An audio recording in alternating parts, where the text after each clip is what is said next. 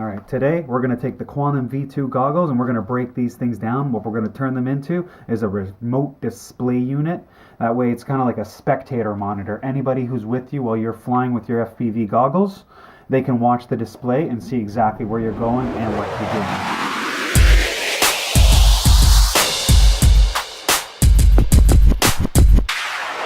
Alright, so it's time to break down the Quanum V2 goggles because we want to get our remote display unit ready to go.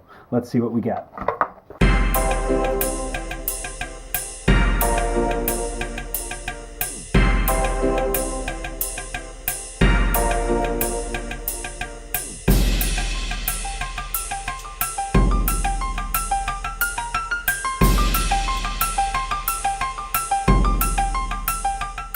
Alright guys, so here's all the pieces that we need to make our remote display unit.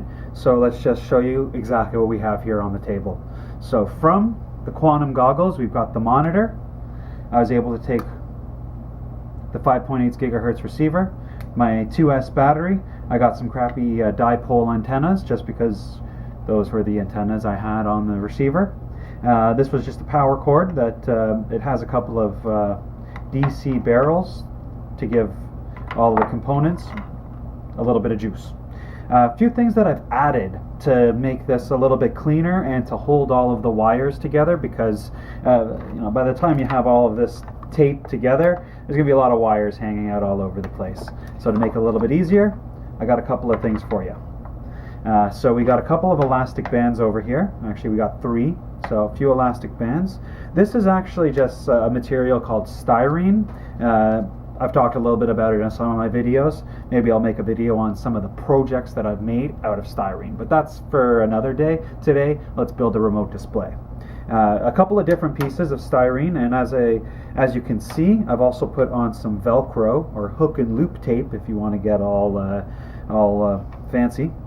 I cut a little window so that when it's all packed up together, you can still play with the settings on the controller, because this is a 40 channel receiver and I want to be able to change the channel based on whose feed I'm trying to watch.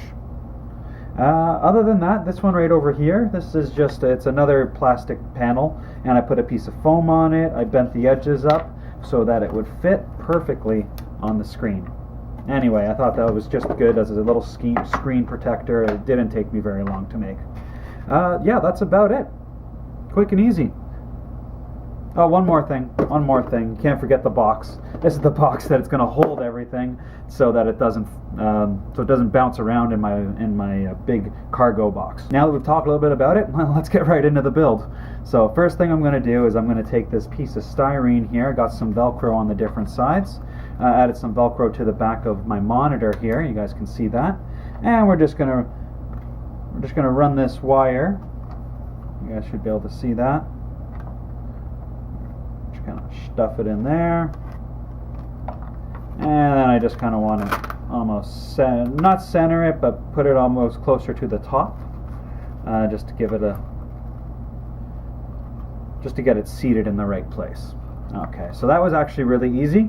Now what we're going to do is we're going to take our AV receiver, and I like to kind of line it up closer to the top. So it's kind of like that.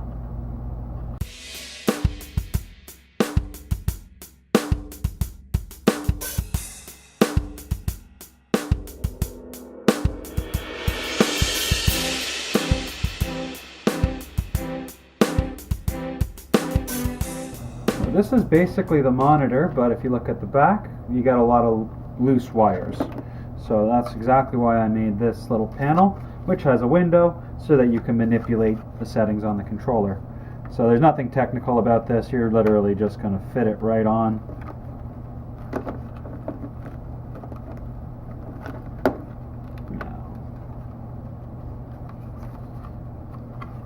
If you have anything poking out the side, just push it in. This is not meant to be a perfect setup, but it's definitely going to help. It's going to make things a lot cleaner and easier to deal with.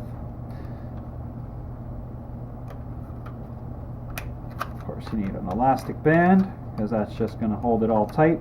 And if you want to open it up, you know, there's no screws, there's no rivets, there's no glue, there's no welds.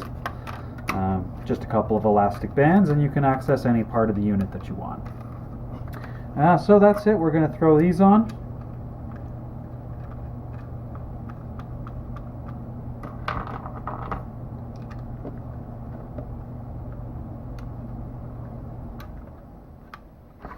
We got our topper, we got the cover, because this is our unit.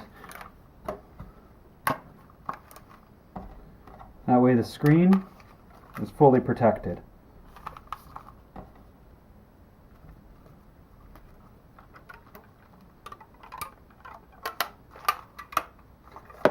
That's it.